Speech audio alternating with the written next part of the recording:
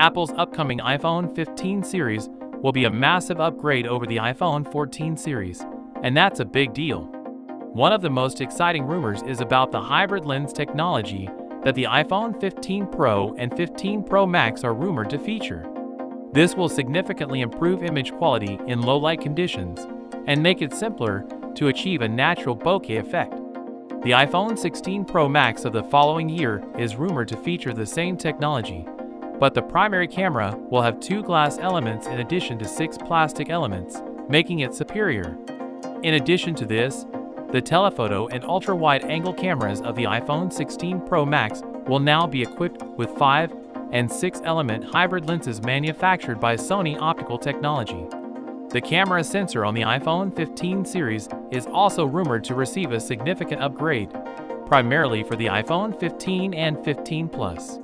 The 15 and 15 Plus are rumored to feature a 48-megapixel camera, but it will be a smaller 1/1.5-inch sensor compared to the iPhone 14 Pro Max's 48-megapixel sensor, which measures 1/1.28 inches. The iPhone 15 Pro and iPhone 15 Pro Max will retain the same 48-megapixel sensor and Sony sensor as the current iPhone 14 Pro and Pro Max models, but will feature additional enhancements such as hybrid lens technology and a larger aperture, as well as a newer generation of HDR processing technology. The Pro model may also have a titanium frame, and the iPhone 15 Pro Max is expected to have a periscope magnify system capable of up to 6x magnification, up from the 3x level of the current Pro Max.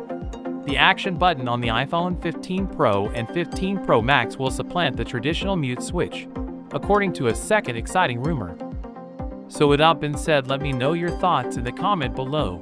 If you are new here, please subscribe. Peace out.